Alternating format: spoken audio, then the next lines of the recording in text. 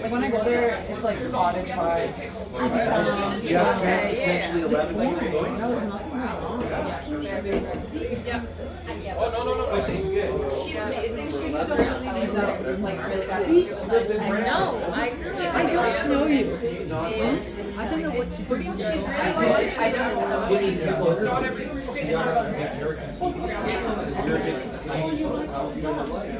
That's amazing. Right, I mean, do you think she's good? I think she's good. I don't think she's great. I think she's good to great. She's not great. She's not up there.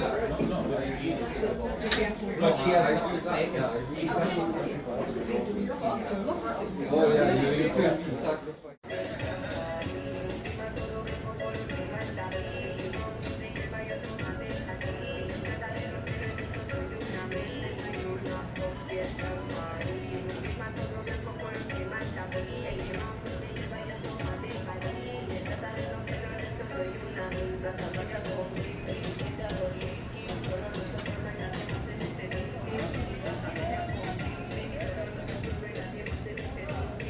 Are you a poet?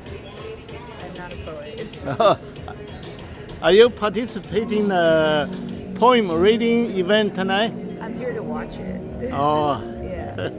I'm not a wordsmith. I'm a visual artist. Yeah. But you like a poem? Yeah, I like poems. I think words can say a lot about people and how they feel. I'm not good at it myself, but I can appreciate other people and like that they know it, you know. So it is nice. Last time you were here? Yes, I was here last time. Oh. For the art show. Yeah. Oh. That was nice. The artist will be here tonight? I don't know actually. I'm not too sure. Oh. I don't know who shows up to these. It's always random, you know. Sometimes it's the same people. I remember you from last time. But it's not always. It's always different people. Nice to talk to you. Nice to talk to you.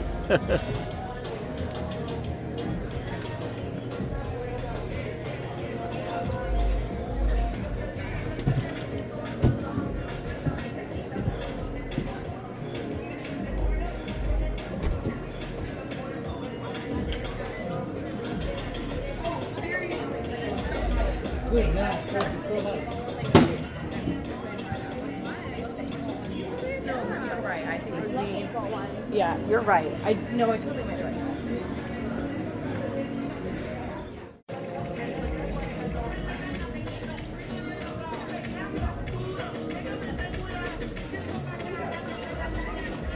Yeah.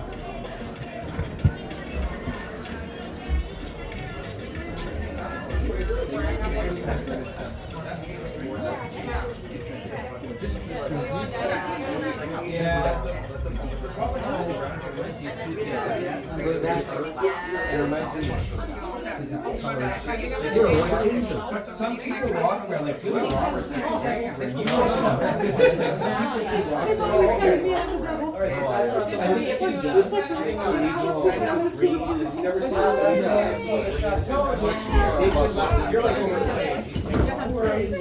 It looks fantastic. What do you think of the color brown? What do you think of Michael? What's the color brown bring to mind? Ars Magica Poetry Night here at G78. As always, it's a pleasure to see such a big crowd. I have a few initial know there's somebody who has to, I just had like a grade 9 moment. you know who it is? Oh, Um, no, it's okay, it just didn't want to spill, that's why. You spilled? That's my job. You guys are starting. It's your job. Everyone sit where they're happy and comfortable. Sorry. Mitra, you can. Big turnout, by the way. As always, big turnout. We've gotten a progressively bigger turnout each time. Welcome and thank you. We have a record number of people who are going to be 10 poets. I guess it's not really a record, but we have 10 poets who are going to be presenting here tonight. Woo! A few introductory remarks. As always, everyone who's presenting, a free beverage. I hope everyone has taken advantage of that. Simultaneous with that, I'm going to be a little bit more aggressive in my request. I posted a $5 cover charge. I didn't have the heart, but because I love doing this and I love the vibe of doing this. But this is the Gallery78arts magical hat, and ask that you donate as much as you can, $5 being a recommended amount, to the cause of keeping this going. And what'll happen is I'm going to leave the hat here, but we're going to do half. I think we're going to have 5 presenters, and then we'll do a break. You can look around. Of course, we're a used bookstore. All the books are for sale. Have a beverage. And at the break would be a good time to drop in a cover. And our 11th poetess has arrived. Yes, as usual, no theme to start out with. We will see if a theme develops over the course of the evening. And the order of our poets is more or less random. I will introduce them, but I would ask that everyone presenting let everybody know a little bit about yourself and who you are and where you're all about, although we're all starting to recognize lots of familiar faces here now. I don't think there's anything else. If there are any questions about anything, feel free to ask me or Vic. So I guess without further ado, we are going to summon our first poet of the evening, Tom Fisher, who will take it away. Woo! Thank you for coming. Just going to read one poem. So we have a lot of readers. There's about 10 readers. And this one's called Marigold. She does not say much, my friend. Marigold. Not low maintenance. No maintenance. The golden hour. 24 and 7. Marigold. I know what you might be thinking. Your pet is a plant? Yes. Imagine this. No need to rush home. No growling. No bleeding scratches. No hairballs. Always waiting. Classical music friendly. I leave the radio on. Thank you.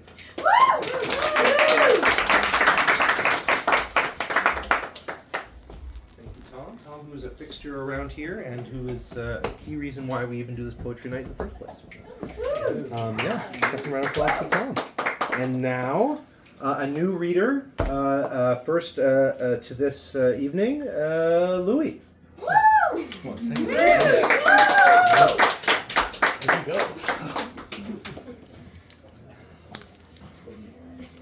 Hello, everyone.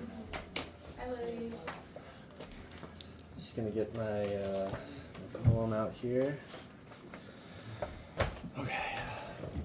My name is Louis. I'll be sharing a poem. My most self-revealing moments have been in the bathrooms, social events. As I leave the swelling sea of voices, laughter and music, as it all becomes muted, I enter the peaceful bubble. Often, I don't actually have to use the toilet. I just go there to breathe, to relax my face, and to just be. And as I am being, as I am truly, I finally get to be with the silence, the emptiness, the nothing that stands in between you and me. It's an old friend, a good friend. But the people out there, they're not big fans. They like to fill it, with words and questions. God forbid there be a gap in the conversation, but not me. I love hearing what it has to say. Often it says nothing, which is nice. But sometimes,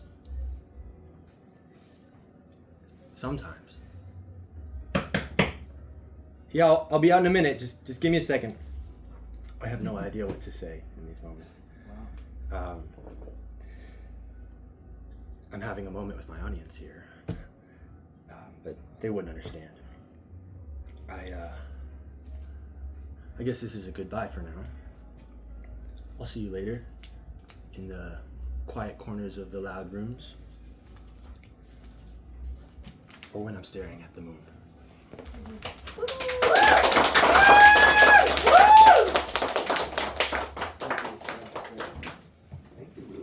He's got a cool t-shirt. He's got a Bruce Springsteen origin shirt. I also like the sound effect. Thank you, Vic. You got a cameo. That's good, yeah. That's great.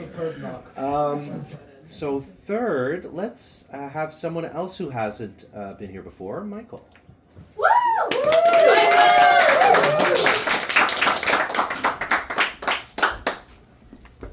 Give us a story about Colombia. This guy's an expert on Colombia. If you want to talk to him after, he knows everything. Me llamo Miguel, no? You live there, don't you now? No, I just visit a lot. Oh, yeah. My name's Michael Granite, but I go under the pen name of Moses M. Mendelsohn. And I've got actually 2 books for sale here, 2 poetry books. One I'll read from an excerpt. It's called 2 Poems for the Price of One, so it's a really good deal. And it contains a mock epic poem called The Rise and Fall of Icarus Duck, which subverts and perverts the myth of Icarus like never before. And also contains Highfalutin, which is a frivolous fable, which is absolutely absurd. But I think these poems are going to be a lot more wordy than what we've had. So bear with me. And this excerpt I'll read is from part 2 of The Rise and Fall of Icarus Duck. And for the people, I guess everyone knows the legend of Icarus?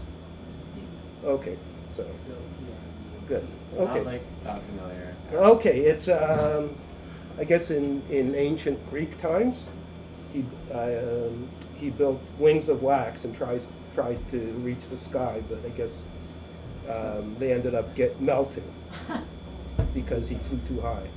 So I guess don't do too many drugs. That's I guess the moral of the story. But this is a mock epic poem, so it really, if it's overly wordy, that's the intention. And it starts out, the first part is kind of juvenile, I guess, to soften people up before the heavy part. So part 2, lamenting on the human condition. O trifling muses, you who light the fuses of that belching lascivious fire, no one chooses to hear roar, for fear of cheer lost in drinking every last drop of life's mesmerizing elixir, eyes open, unable to assail what ails and burn the warts from the souls of a story too often told, of how man's woes come to pass when one flies too high in vast space, once thought free, yet trapped in a world of motion and light, as music is rife with repetition. The serpent's temptation, fruit of the fallen tree, man's lust and avarice, seeks a gentle, soothing touch. The snake's smooth oratory skillfully lends a hand, draws us towards time's timeless beginning, ending in a fall from grace, from heaven's heavenly height to a blood-scorched, heartless place. Oh, where were we before the break from our lost kindergarten? Blindly departing, steeped and romping in naked joy. In part, your part, my part, all parts call for a summation. Neither a borrower nor a lender be, and above all else know thyself, and to thine own self be true. What a bunch of goodly goppity-goo. If you bite, we'll feed you more, stuff you with a savory stew, a hullabaloo to lullaby you. Poets for so long have tried to brew, to numb the pain felt by those who walk in the April rain barefoot, like fools on the first day of the month, melancholy, feeling blue. Does it rattle your case? Do you fear if a man named Duck flew so high to escape what? The drudgery and decay where men listen to each other moan, full grown, fully dressed without rehearsal, alive and then dismissed, even if only playing with themselves, half dead. Who shall be the first? Who shall be the first to roll the stone up the hill, which is neither here nor there, but all around, before being delivered into all space, a special sort of place in the memory of the soon-to-be forgotten, who can no longer remain? Should a man be faulted and be broken if he falls, rank and foul with his fellows, after flaunting all he had, failing to make the measure? After showing his balls, his balloons, his pennies, his farts, his scars, scarves and cares, worm-riddled, moth-eaten, if he dares, if he dares. Only if he cares does it hurt. But who does care? The balloon's air is dry and no longer hot, and I am a driveling old man, and Icarus is but another man who fell and is pulled back to drown again and again in wet darkness again. For the snake has shed its skin, and the serpent's song has been sung into stone, or so it is written. Son of man, brother of God, you can never win. The game has no name. No matter how high you fly, you will always fall. Fall to the season of discontent. Scatter leaves and whirly winds, circling in hours. Our rosy crucifixion's end is the beginning of a frozen winter. Two hands grappling for rump roast, chucked out in the wilderness of the years, flying high, soon lands on the ground. The realization that one and all is but a lie, words and seeds planted, sown on and on, creating the fabric which we don, which we put on to dress the wounds we salivate on. Who dares to defy gravity? Defy, that is your right. Physics is the study of everything that is. What is will sort itself out of all that is not. In negation we shall see the light. See how bright it shines. Do you not see the light? Do you wait for the world to come out, to turn you around before the worm eats your soul, digs a hole in your terra firma? The scarf no longer warms or covers the naked, blinding appetite. Oh, for just one more bite, just one more bite.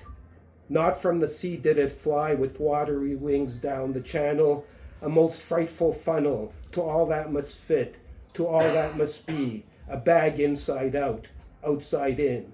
The psyche of man, form of no substance, knows no form, lives to conquer, is forsworn to continue, to be the self-same self, not known but shown in the mirror of time, no time, forgotten with no future, just past. Flying high, with wings of wax you went to touch, and as you touched, you were touched. Beyond the darkness, beyond the pale purple of words simply fails. The arms, no matter how strong, just flail. Words, no matter how they resound, cannot prevail. When the blue sky is gone, it becomes clear. Without the sun, how cold and chilly it is. Up here now and down there, when and where, all goes round and round. Oh why is it all the same? When life in space is groping around, breaking the bounds of our mother's embrace, hidden by the changing continents of her grave face, all the time. O Father Sky, where have you gone? Every night is followed by another dawn. Icarus Dickarus Duck had slipped into a dream. Was this his end? What was really happening? And what he thought, yes, what he thought, was that what was supposed to be? In time, the dream will be wiped clean. From our mind, the broom of time sweeps clean the life of which we dream. Asleep as time passes, we dream and dream. Thank you.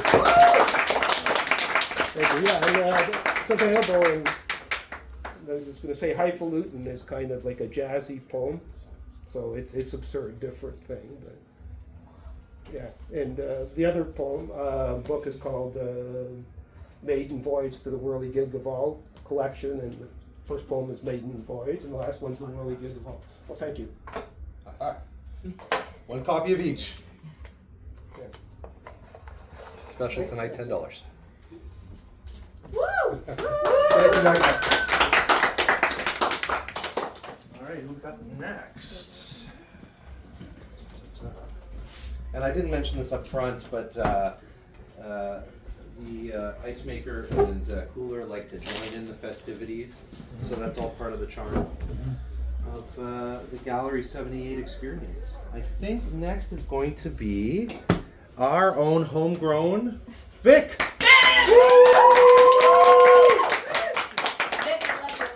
Thanks, everybody. Put these right here so you can still see them. Hi. I mostly do visual art. I write a lot, but I am not super prone to sharing my work, so I'm very excited to. I had a dream last night that I should share. It was literally like, it was prophetic, I guess, in the sense that I can determine my own prophecy. So, Hell yeah. go team! Yeah. All right. Ever diligent and rigorously redundant, I'm digging in the dark corner where I think I last left the truth. But since I buried it, the truth crawled out of its hole into a well-lit part of the room, warmth pouring in through life's sunroof, and clarity that tingles on truth's spine. Crawling forth from wetness, I am the truth now, if only for a moment, and to my disappointment, I find myself buried and shut down. Please give me permission to emerge. Pupils massive, hair huge and tangled. I am no one, I yell, and I am so certain that it is true. Yet, I articulate it with a bizarre Valley Girl accent that I acquired in God's year of 2013. So for now, I accept my defeat, and my identity is a dust cloud that settles down the moment I turn around with my biggest flashlight and my sharpest sword. And I am myself again. I keep licking and sniffing the truth right as it gets ripped from my hands. But the ripping has become delectable. I welcome the crawl, for beyond a tingle, it is clear to me occasionally, and to the wise abundantly, that to crawl into peace is to drag my ass to the present moment, and to cling to one true self is to receive an embellished envelope with nothing yet. Okay, that's it. Yeah, Vic.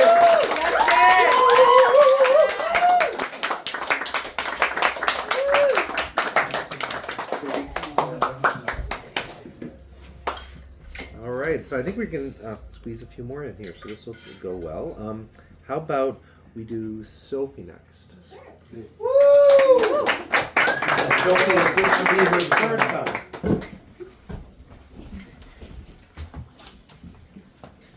Sophie, you went on early. I didn't expect that. Hi everyone. I'm Sophie. Hi. I'm Sophie. I'm a second year psych student at York University, and I've been writing for genuinely as long as I can remember. I got published for the first time at 14, which changed my life. I've been very lucky to have a lot of poems and a lot of short stories, drabbles, mostly in the horror genre, because I'm not very good at writing nice things, published in books and magazines. So check that out now that I've selfishly plugged myself a little. So the first poem that I'm going to read for you tonight is very, very dear to my heart. Because I've been so pissed off about this for so long, and I couldn't find the words for it, and I finally did, and God, you know how good that feels? Woo! So, this is called Dandelion Dance. Hear ye, I am the low-budget Lorax, and I speak for the dandelions. Specifically, the ones that grow under my arms and snake down my legs. We spend most of our days reading shitty inspirational quotes online about sowing seeds of positivity, but God forbid I add a little yellow to my garden. This won't be a musical number, but do you want to know what love is? Gracing every square inch of grass with bright, pretty petals, no matter how many times they're told they're not wanted. I grow dandelions under my arms and down my legs, and you love to call them weeds, but should they grow on top of my head, you call me a fabulous florist. If bleeding hearts grew in the middle of your yard, would you carve them out like you do the little splotches of sunshine? Or is it just because beauty doesn't grow where you think it belongs that you tear it to shreds? Woo!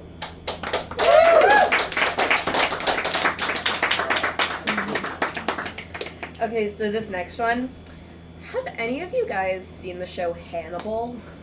Yeah. Yes. Woo! Okay, thank you. Great energy. So, I've had anxiety and OCD for as long as I can remember. And at the wonderful age of 13, I watched the show Hannibal, and my anxiety was like, let's turn this into your personality. I think you'll see what I mean in a minute. So, there's going to be a lot of flipping because I put this together from multiple poems. So, we're just going to deal with that. So this poem is called Job Search. When I was little, I had such big dreams. Marine biologist, ballerina, Dora the fucking Explorer. I couldn't figure out what I wanted to be. But my brain knew the vision. My brain knew that my secret passion was that I was born to be a serial killer. When I was 5, I thought my double life would be like Hannah Montana, but nope. Unbeknownst to even myself, I guess I just secretly want to kill people. My brain is the jailer to my Al Capone soul and teenage girl disguise. I lurk around corners, scurrying to hide, because the last thing I want to do is hurt someone, but my anxiety is the cautious one in the family. Maybe the reason why I kill characters off so easily is because what I really want to do is be an author. But first, I have to open up my skull. And we don't like what's in there. If you opened up my cranium, only yarn and cork boards would fall out, because I moonlight as a true crime detective solving my own homicides. Besides, as a part-time paranoid patient, I need something to pass the time while the job search persists. So poetry is what I choose. Poetry is the most beautiful medium for the most slanderous material that I dress up in pretty petticoats like a deranged pageant mother, hell-bent on proving that something I made is actually worthy. I must admit, there's something cathartic about killing someone on paper. Something about reducing them to broken sentences that makes me feel safer, because if the monster only exists between the lines, I can at least feel a little bit safer. But if I'm not writing, then I'm not killing, then I guess I'm just persecuting myself like the lawyer my family always wanted me to be. Most importantly, at the end of the day, though, I'm a waitress. Like Mama Bird taught me, I throw up when I eat so others will never grow hungry. Don't you dare call me wasteful when I'm a reduce, reuse, recycle organ donor. I've borrowed countless hearts because I don't know what to do with my own.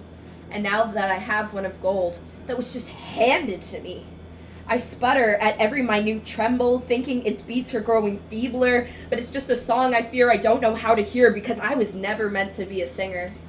At least I can be sure of that. I could be an actress, though. My dad was right. All my crying and shaking from fright was a stunning performance on my part. Huh. Famous actor or famous serial killer? Which do you think I should pick?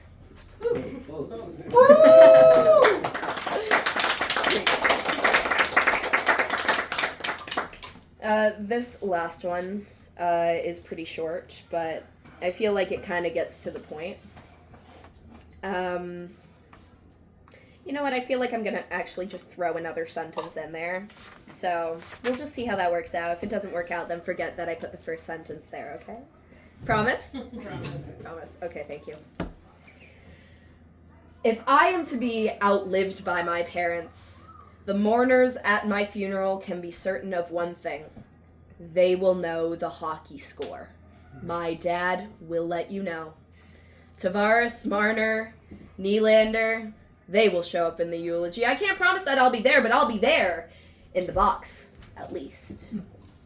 Sometimes I wonder what it would have been like to be your son instead of your daughter. While we could have had endless conversations about nothing in particular, or even debated our beliefs over a cup of coffee, I learned to cut my tongue out of my mouth because God forbid there's another loudmouthed woman in the house. Maybe in this timeline, I'd be living with you as your proud son, taking after dear old dad, but instead you saw my mother in my eyes and thought that she had not suffered enough. When will your daughter ever be enough?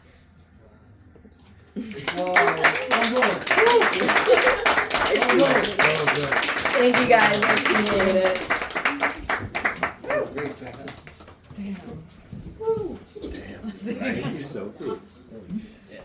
So now I think we can fit 2 more in.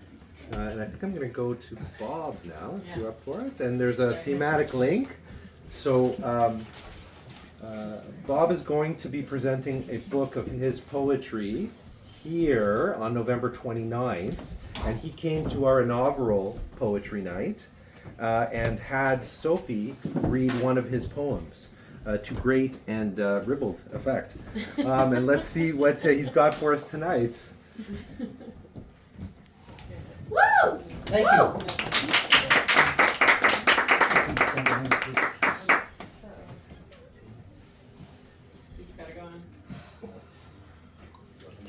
Hi everybody. Hello. My name is Robert Stanley Adams. Bob. I have a Bob who's a parking god. I do. He opened up the space for first 10 minutes ago. Anyway, I don't know what I'm going to read yet. Just put the whole bunch here. This is my manuscript. I threw it all over the place. It's almost ready, believe it or not.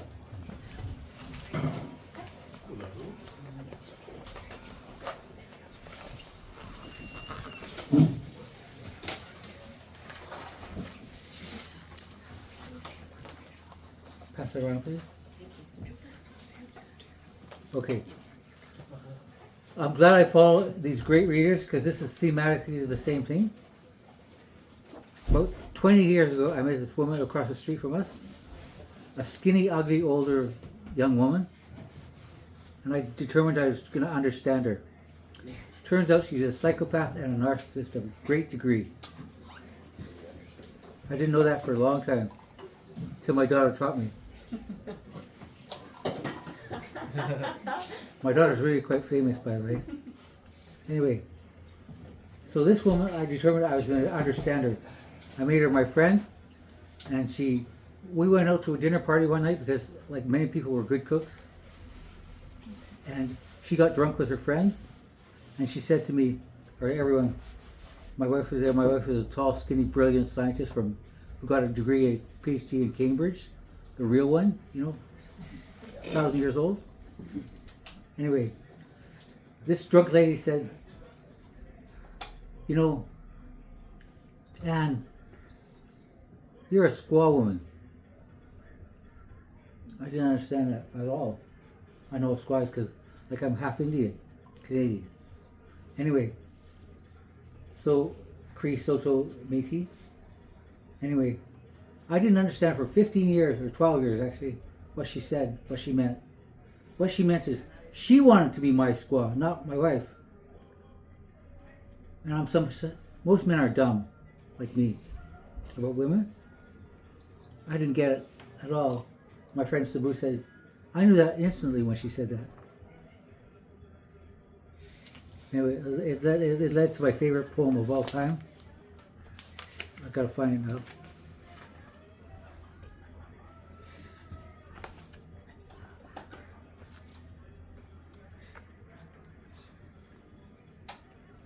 I might have read this last week, but don't worry about it.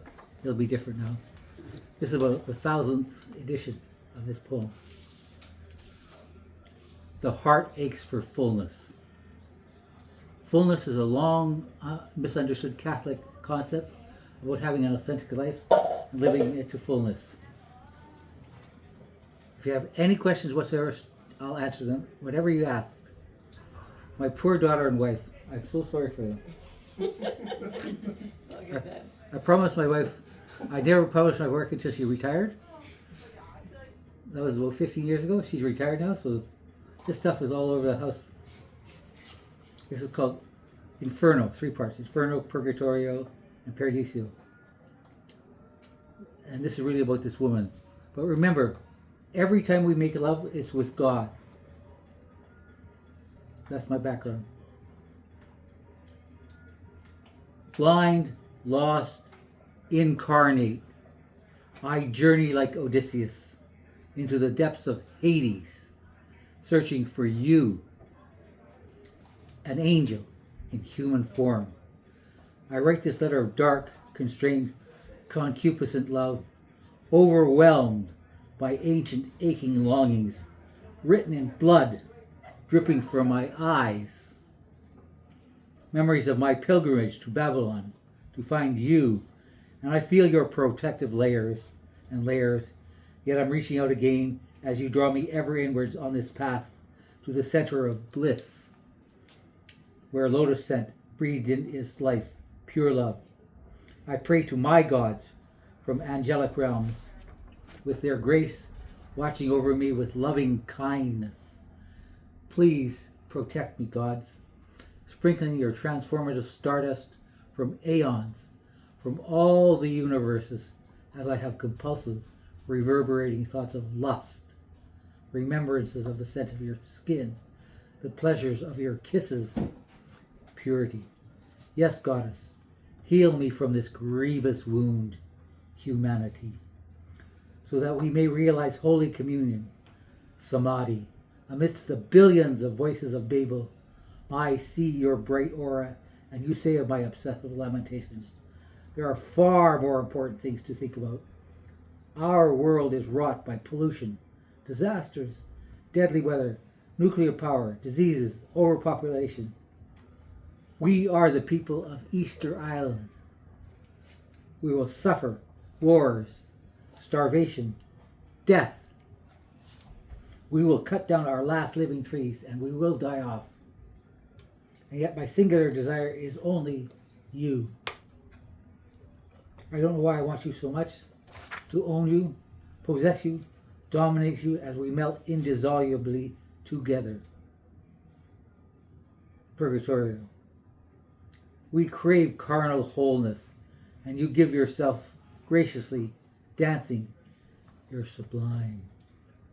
Perfect. God's dream. My dream.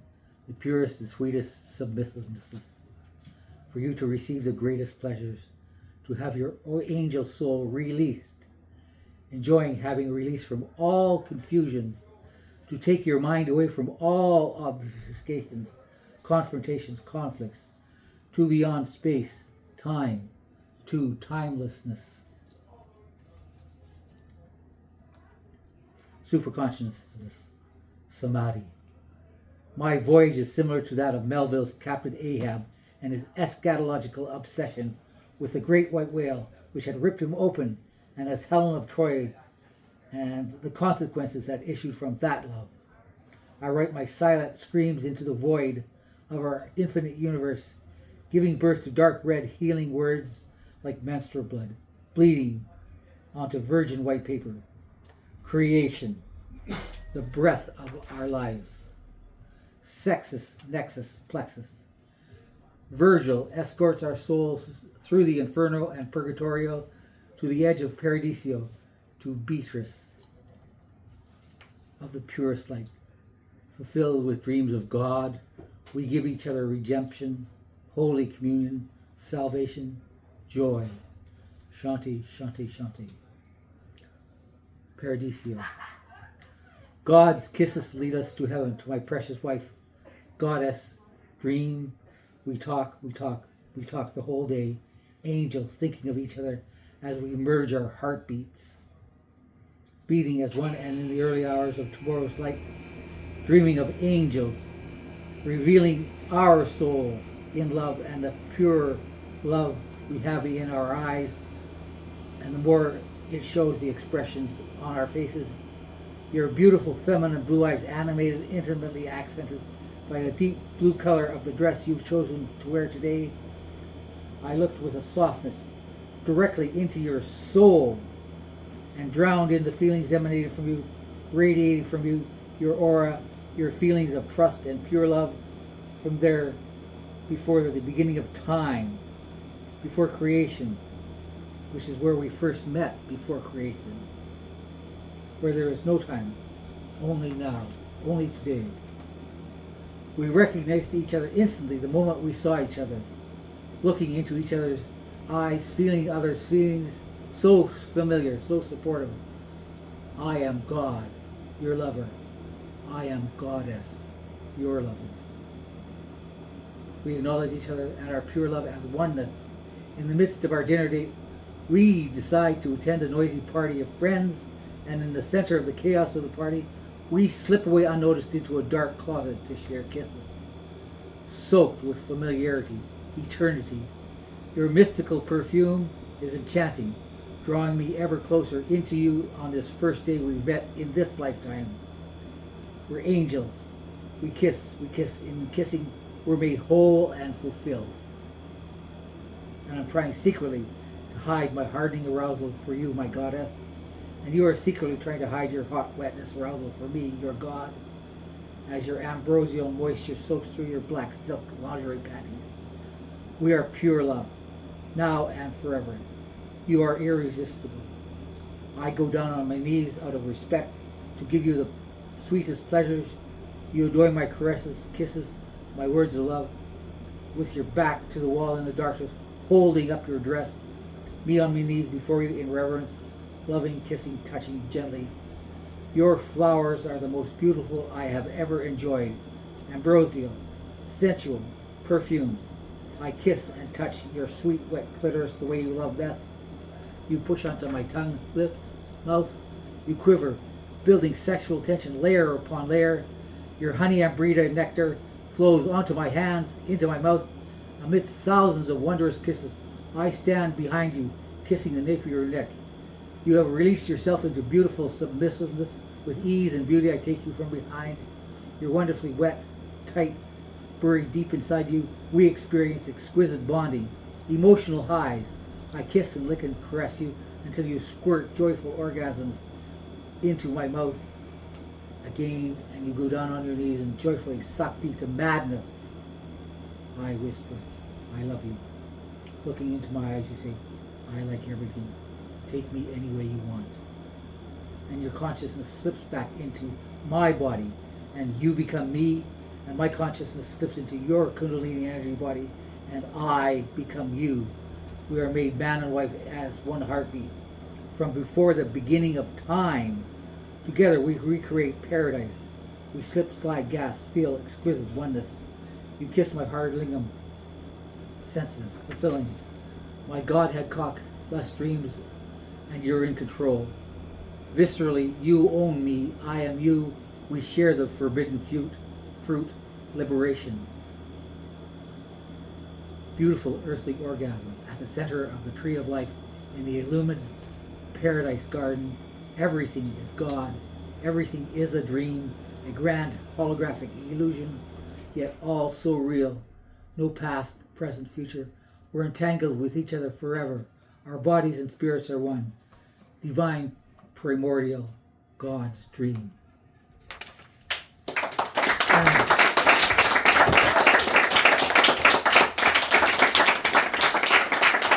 Thank you. To tell you the truth, this woman I have never actually been with. But I think she knows me well enough to know what I think. I can't wait to read it to her sometime, actually.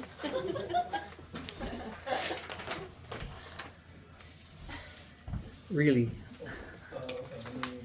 Thank you. Thank you very much, everybody. Thank you.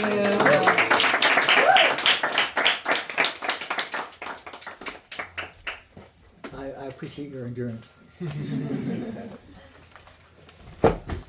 Appreciate our endurance, and we appreciate your stamina.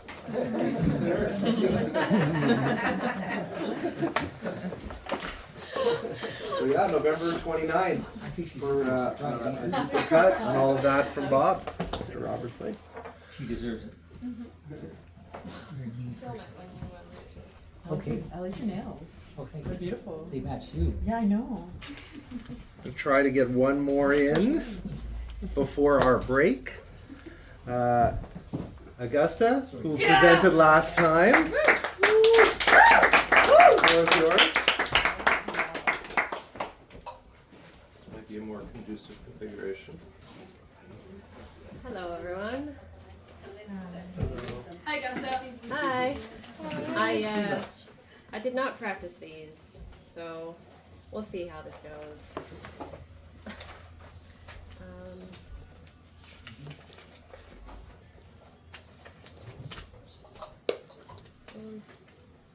This one. So I have this today, or this evening, and yeah, I like it a lot. I found it in the woods, and I wrote this about it. Oh. Woo! Woo! You see me okay? The other day, there was a nickel gleaming in the sunbeams by the base of a tall maple tree on the forest floor, whispering to me, "Around this here corner is the changeling you're looking for." The wind through the leaves whistled a poem about sticks now longs to be scribbled. Off the beaten path, telling me the way back, from the tree of the earth is the arm of its shaft. In the palm of my hand, she's brown and crippled, out of shape, rippled, looking rather odd, flesh painted by God. Lost her skin to the trailhead, beautifully undead and yet alive and thriving in my mind, reviving. Her, a new lifetime. Reborn sublime as the fountain pen in the dirt I write in. Wand of magic, esoteric. Druid staff, practicing cleric. A walker, a poker. I did not practice this blocking, it was just an idea. Machine gun joker. And building a shelter. I dip my paintbrush into the water to do a paint job. And walking down the street looking like I could beat down on an enemy challenging me. Swinger as a sword, 'cause I'm the chief lord. Throw a Pictish spear, make the Romans all clear out. I'm a creature now with my unicorn horn. Wow. And the lion's paw scorn, and I'm the little mouse that's removed that thorn. And the king of the jungle swore to protect me. Scurry little mousey, run away wayward, carrying labor of a little itty bitty tiny lunch for later.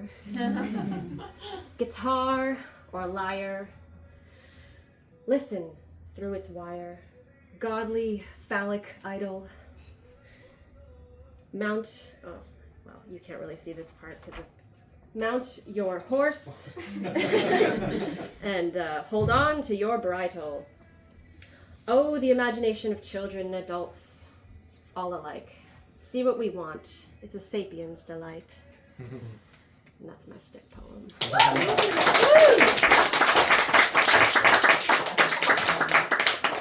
I don't like to write angry poetry. I prefer being light, I guess.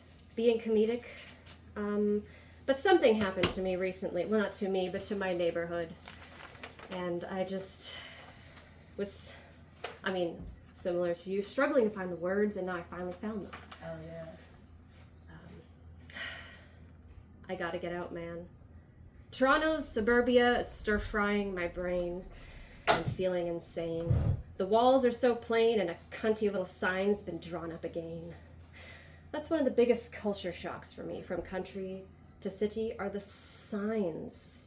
People are always writing up these damn little signs because they don't got the spines for direct confrontation.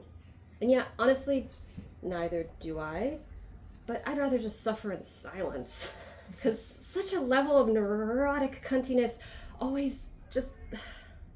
Let me explain. Some meat whistle neighbor, a real human being with a complex consciousness crafted by God, thought when they saw their compost bin, their bin given to them by the city who empties their junk once a week, their bin that lives in the back alley, they look in and see a crime? Did a neighbor commit? In the bottom of their barrel, the bin, there sits a compost baggie of little dog shit. What's a meat whistle to do? Roll the bin to the back alley, unbothered and cool? Of course not. We gotta get our little computer, and ta-ta-ta-ta-ta-ta-ta, we gotta use paper, waste ink, take our tape, and make a big stink, remove the bag of dog shit from the compost bin.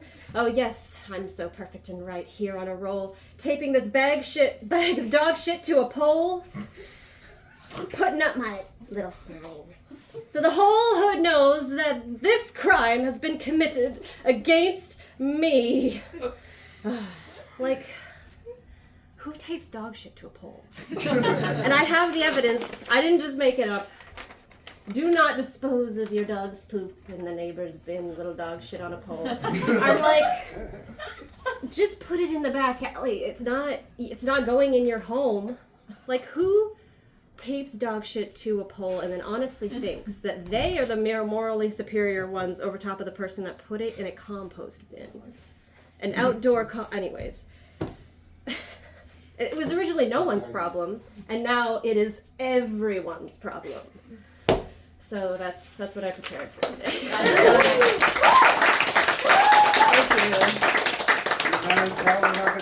you. All right, so let's have a little break now, and then I'm just going to announce the names of everyone who is yet to come, because if I've missed anyone, you got to come tell me. We are still expecting Mitra, Hassan, Dylan, Izzy, and yours truly. If you were not on that list and you expect to be, let me know. And have a drink, walk around. We'll reconvene in about 15 minutes.